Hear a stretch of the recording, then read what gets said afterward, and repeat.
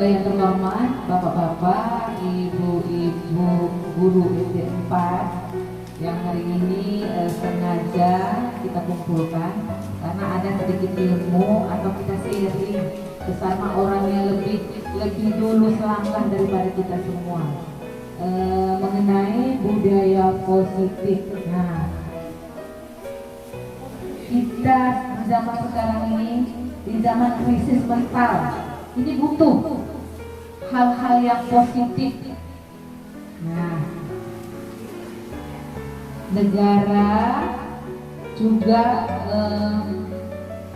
melalui menteri menggiatkan guru penggerak dalam untuk mensosialisasikan atau sharing tentang budaya positif. Nah, karena krisis mental di dalam P5 Proyek Pemuda Pancasila ini yang harus kita giatkan. Kenapa? Karena krisis mental kita semua. Nah, yang saya heran dari sekian ramainya kita hampir 40 orang ini yang ada yang cuma ingin berpikir positif. Nanti ditanyakan lagi mana kawan-kawan kita yang lain. Saya berharap seperti ini loh. Nah, ini ilmu yang akan dikasih dari kawan kita untuk kita no bayar. Hal macam ini susah kita dapatkan karena selama ini kita mencari ilmu harus pakai cuan, ikut pelatihan, dapat sertifikatnya, semuanya sekarang pakai cuan. Ilmu yang kita dapat pun harus pakai cuan. Dan hari ini kawan kita mau mengajak kita yuk bersama-sama kita dengar ilmunya atau kita sharing lah sama Ibu Yesi. Saya bangga. Kenapa? Karena apa yang kita dapat di luar, ayo kita bawa ke dalam. Itu orang betul-betul berilmu tuh seperti itu. Karena ilmu yang kita dapat di dua, ya Pak Ustadz, ada Ibu Ustazah, ada Pak Ustadz. Ilmu ini kalau kita terapkan akan mendatangkan pahala. Kita cari berkatnya. Ketika ilmu kita simpan, itu yang akan menjadi mudarat. Nah, ayo sama-sama kita dengarkan apa yang akan dijelaskan Ibu Yesi.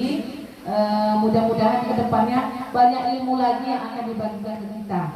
Hanya itu yang dapat saya sampaikan. Saya akhiri dengan Assalamualaikum warahmatullahi wabarakatuh. Assalamualaikum warahmatullahi wabarakatuh. Terima kasih atas sambutannya kepada Ibu Sylvia Dayatri. Baiklah, di sini saya bukan menggurui atau mengajari, tapi kita di sini lebih kepada sharing. Kita berbagi sama-sama, kita belajar sama-sama. Kalaupun saya ada salah, dikoreksi. Nah, hari ini kita belajar tentang budaya positif. Sebenarnya banyak budaya positif ini materinya, tapi saya bagi dulu ini untuk keyakinan kelas. Nah, sebelum kita mulai, kita cari kawannya dulu nih, cari kawan terdekat, tapi harus dekatan.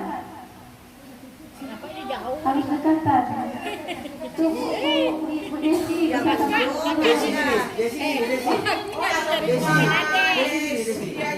paling dia yang kecil anak sini kau tua.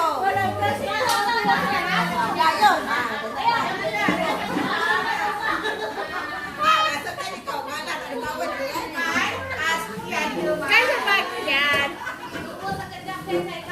Saya sama Nanda, nah. Gandanya ke sini.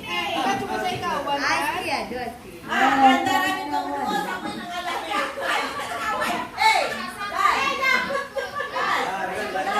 Nanya buat jadi ke aku. Ada yang ngalah sini. Aku dia ada nurut, lagi dia solo.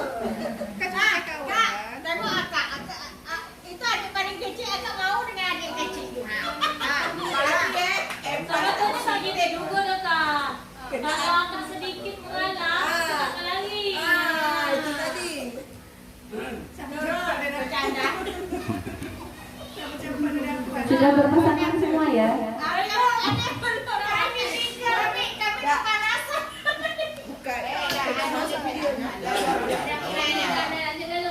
Oke, kita lanjut ya. Sudah cari kawan terdekat. Nah, sekarang coba pikirkan benda paling berharga yang sangat ingin dilindungi.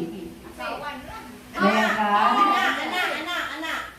Jangan dibilang, bayangkan saja apa yang benda yang paling berharga yang ingin dilindungi. Nah, boleh mau itu manusia, bentuknya makhluk hidup atau benda berharga lainnya.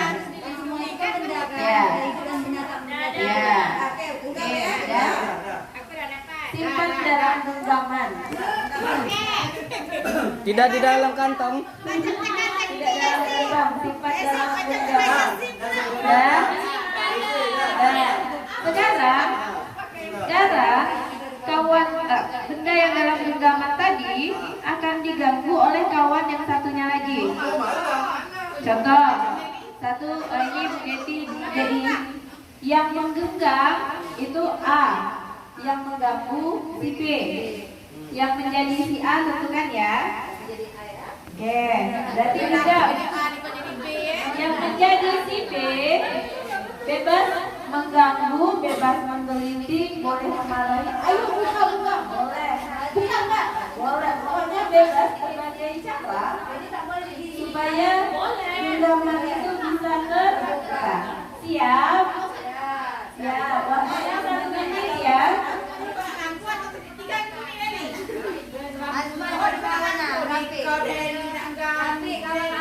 Genggam buat. Siap, kita mulai. 1, 2,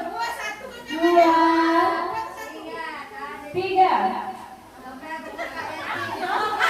Berusaha membuka, boleh digenggam, boleh dimarahi, boleh dibujuk, boleh digusik. Kalau aku itu kan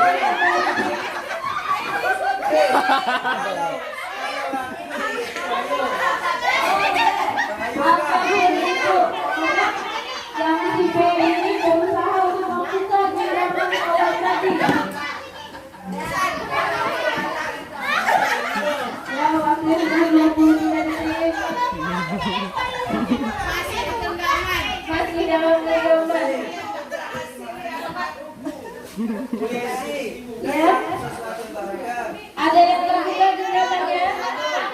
Angkat tangan. Udah terbuka. Yang lainnya berarti? Oke. Nah, dari yang kita lakukan, menurut Bapak Ibu, apa kira-kira pesan yang disampaikan di dalam kegiatan kita ini tadi? Kita akan melindungi Ya, segenap tenaga yang ada, segenap kekuatan kita untuk melindungi apa yang sangat kita sayangi. ya, kita akan berusaha sekuat Sekuat tenaga kita tenaga. untuk mempertahankan genggaman tangan kita. Kalau Bu Yeti, Ibu kan berhasil tidak berhasil membuka ya Bu Nelly, berarti dalam genggaman. Nah, kalau Bu Yeti dia terbuka genggamannya. Berarti sana tahu di mana titik kelemahannya.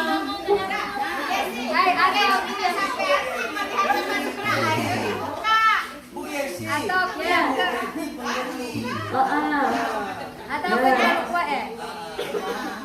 tidak tadi tak sengaja. Kata Basman begini dia bukan begini, dia tak sampai hati dengan kawan ni tadi.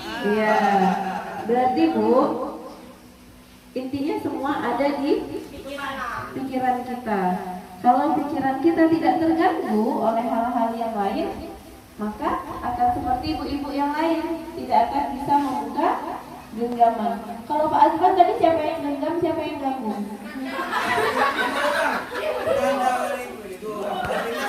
Macam mana Bu? Tak terbuka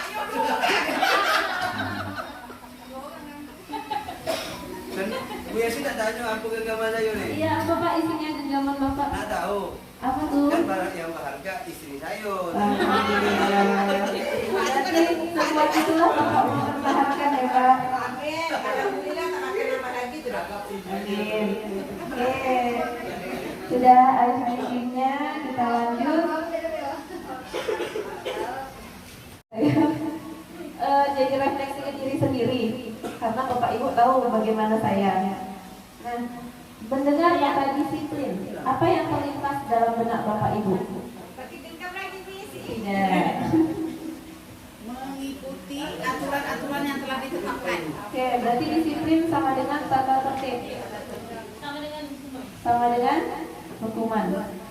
Kalau kita tidak disiplin, yang kita terima hukuman. Nah, kalau menurut Ki Hajar Dewantara, disiplin, menurut Ki Hajar Dewantara dan Dian Yosef, disiplin itu adalah bentuk kontrol diri. Jadi bagaimana kita mampu mengontrol diri kita, yaitu belajar untuk kontrol diri agar dapat mencapai suatu tujuan mulia. Tujuan mulia mengacu pada nilai-nilai kebajikan yang universal. Ya, jadi kembali ke diri kita, bagaimana kita mengontrol diri. Nah, nilai-nilai kebajikan. Nilai-nilai kebajikan atau nilai universal itulah yang tertanam di dalam profil pelajar Pancasila. Terkadang ada dibilang, kita kan belum merdeka belajar, kita kan belum menerapkan kurikulum merdeka belajar, berarti kita belum masuk ke profil pelajar Pancasila dong. Tidak, karena nilai-nilai yang terdapat di dalam profil pelajar Pancasila itu sangat sesuai dan sangat bisa untuk diterapkan di sekolah kita, mulai dari kelas dan di sekolah. Nilai kebajikan yang pertama yaitu beriman dan bertakwa kepada Tuhan Yang Maha Esa serta berakhlak mulia. Berkebinekaan global, gotong royong, kreatif, bernalar kritis dan mandiri.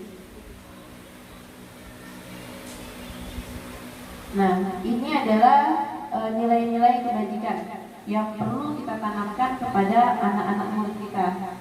Mulai dari peduli, keterus-terangan, kebersihan, komitmen, belas kasih, percaya diri, bertujuan, tenggang rasa, gotong royong, dan seterusnya sampai pengertian.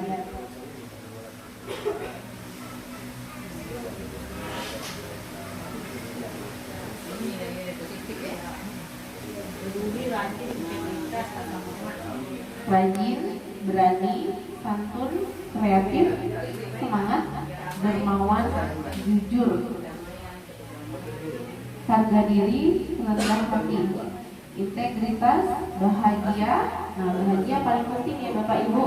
Bagaimana kita bisa mengajarkan kepada anak-anak bagaimana mereka itu bisa belajar dengan bahagia, dan kita pun bisa belajar, bisa mengajarkan anak-anak dengan bahagia. Ini saya next ya. Nah, berkaitan dengan yang jenjangan tadi, itu kan karena ada eksternal yang mengganggu. Ya Bu Deti, ya ada eksternal yang mengganggu. Nah, 3 motivasi perilaku manusia. Kenapa sih anak ini tenang terus? Kenapa dia tidak jujur? Kenapa dia tidak memakai sepatu warna hitam? Ada motivasi untuk anak itu melakukan tindakan tidak disiplin. Yang pertama, untuk menghindari ketidaknyamanan atau hukum. Kedua, untuk mendapatkan imbalan atau penghargaan dari orang lain. Ketiga, menjadi orang yang mereka inginkan dan menghargai diri sendiri dengan nilai-nilai yang mereka percaya. Yang pertama itu motivasi perilaku manusia, menghindari ketidaknyamanan atau hukum. Jadi dia datang awal itu hanya sekedar untuk menghindari hukuman, bukan motivasi intrinsik dalam dirinya. Sementara yang kekal bertahan itu adalah motivasi intrinsik, motivasi dari dalam diri. Yang kedua, karena mendapat imbalan. Contoh, Yesi pernah menerapkan dalam kelas, anak ibu, siapa yang rajin buang sampah, nanti akan ibu kasih hadiah. Rajin. Tapi ketika hadiah itu sudah tidak lagi diberikan, ya dia mulai berkurang. Dia sudah tidak lagi bersemangat untuk melakukan perilaku baik itu, karena motivasinya berasal dari luar, dari imbalan, dari penghargaan. Kemudian yang ketiga, berusaha menjadi orang yang mereka inginkan dan menghargai diri sendiri dengan nilai-nilai yang mereka percaya. Nah, nilai inilah, motivasi inilah yang berusaha kita tanamkan kepada anak murid. Bagaimana kita menjadikan mereka orang yang sesuai dengan mereka inginkan dan menghargai diri mereka sendiri. Contoh, saya tidak boleh terlambat. Kenapa? Saya malu datang terlambat. Berarti itu sudah ada motivasi intrinsik dari dalam dirinya. Nah, menurut Bapak Ibu, motivasi manakah yang saat ini paling banyak mendasari perilaku murid-murid di sekolah kita? Nomor 1, menghindari ketidaknyamanan atau hukuman. 2 juga. Kalau 3, Bu? Jarang. Dari diri sendiri masih jarang ya.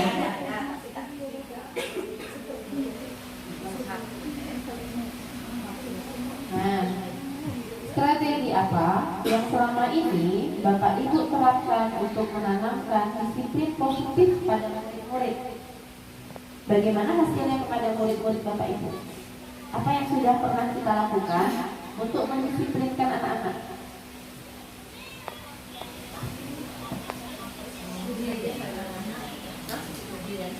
Kasih ujian,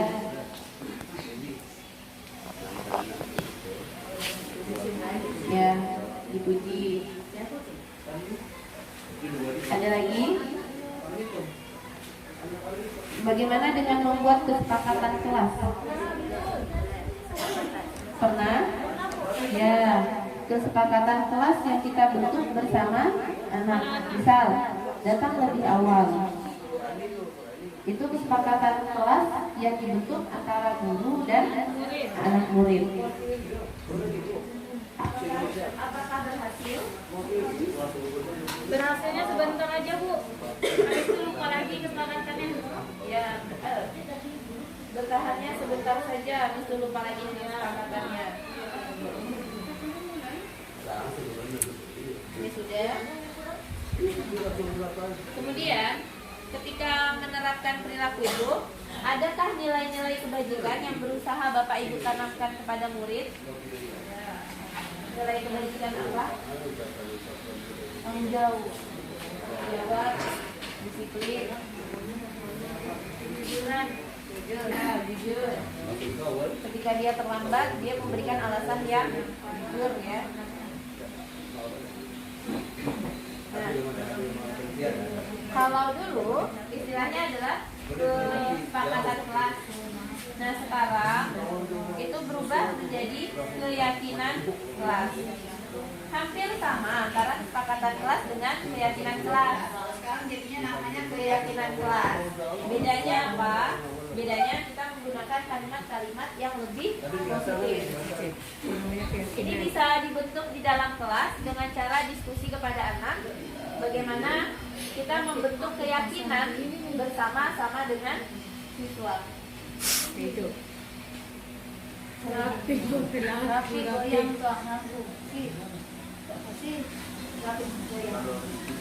Apa yang sudah pernah kita lakukan untuk mendisiplinkan anak-anak?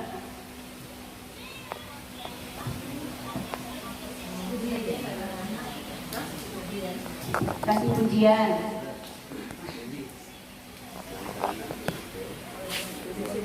ya, dipuji. Ada lagi? Bagaimana dengan membuat kesepakatan kelas? Pernah? Ya, kesepakatan kelas yang kita bentuk bersama anak. Misal, datang lebih awal. Itu kesepakatan kelas yang dibentuk antara guru dan anak murid. Apakah berhasil? Berhasilnya sebentar aja, Bu. Habis itu lupa lagi kesepakatannya. Ya, bertahannya sebentar saja, habis itu lupa lagi kesepakatannya. Ini sudah. Kemudian, ketika menerapkan perilaku itu, Adakah nilai-nilai kebajikan yang berusaha Bapak Ibu tanamkan kepada murid? Nilai kebajikan apa? Tanggung jawab, disiplin, kejujuran, jujur. Ketika dia terlambat, dia memberikan alasan yang jujur ya. Nah, kalau dulu istilahnya adalah kesepakatan kelas. Nah sekarang itu berubah menjadi keyakinan kelas. Hampir sama antara kesepakatan kelas dengan keyakinan kelas. Sekarang jadinya namanya Keyakinan kelas. Bedanya apa? Bedanya kita menggunakan kalimat-kalimat yang lebih positif. Ini bisa dibentuk di dalam kelas dengan cara diskusi kepada anak. Bagaimana kita membentuk keyakinan bersama-sama dengan siswa. Itu. Rapi goyang tuh anakku. Si.